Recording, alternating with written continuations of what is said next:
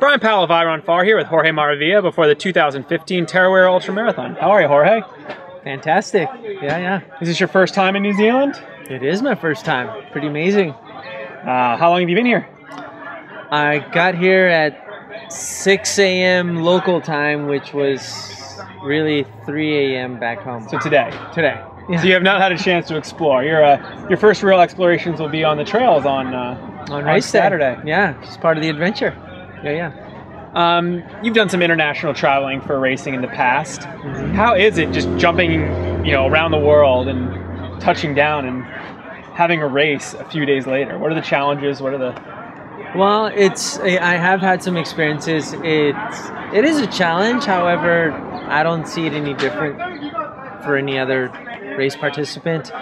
And this situation was a little more unique because I actually brought the family along, and even that much more exciting. And it adds an enhanced element to it all, really, because it just sort of encompasses and balances everything that's a part of my life. It's not just racing, it's sharing these moments with my family. And but yeah, it is definitely interesting to get here and like, oh, I got a race in 2 days. Yeah. But hey, it is what it is. So that has been a big change since the last time we chatted on camera. Yeah. You've got a son. Yeah. 5 months old. Yeah. How has that changed your running and your racing? Man.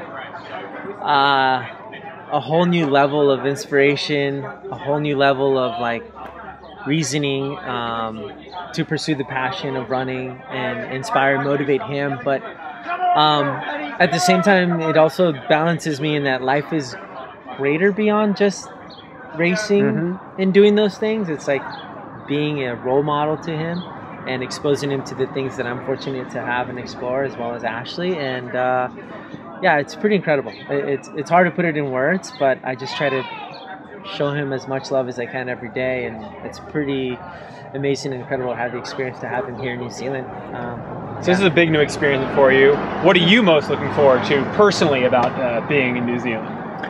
As always, it's exploring new terrain. I think also, as an athlete, is exploring where I am at this point of the year. I think this race course, it's really always hard to say, how this race is going to be, because you look at the race course profile, it seems like it doesn't have that much feet of climbing.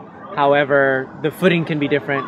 But I look at this course, and it certainly seems like it's a fast, runnable course. I think that favors my style of running. Not that I don't like the big mountain stuff, but it's intriguing. But I think that's why we're here, is to find out where we are and how we are up against the international field that's here, which is pretty fortunate to race against. You've had some really good early season for North Americans success. You had some really good runs at Bandera in the past. How do your fitness compare to like your win at Bandera last year? It's hard to say. It's a whole new year. It's a whole new experiences. But I'd say I'm pretty fit right now, given what my training has displayed in the last few weeks. Given that I am a father now, and balancing those things out. But I'd say I'm pretty fit right now. I'm as fit as I want to be, given that it's February. Yeah. There's a long season ahead still, but I'm fit where I want to be right now, and I feel good. I'm definitely excited to run this distance. I love this distance, and I'm excited to go out there and run hard. So you had a couple of down performances last year with Trans-Gran Canaria and Western States. Those not races performances you would have wanted. Totally. Yeah. And then you finished 7th at the North Face, which with that field is a really strong result. Does that sort of change your feel of how your 2014 went running wise? Yeah. I don't think you can give one race the complete identifier of how it can represent you as an athlete, but they can be good confidence boosters. And certainly North Face 50 was a race where, given that I wasn't training as much, because I was even a much newer father then, but to be out there and run hard and run against that field and place the way that I did, it was a good confidence booster, I think, just for myself, but also hopefully to the community, and be like, hey, this Jorge Maravilla is still in the game, you know?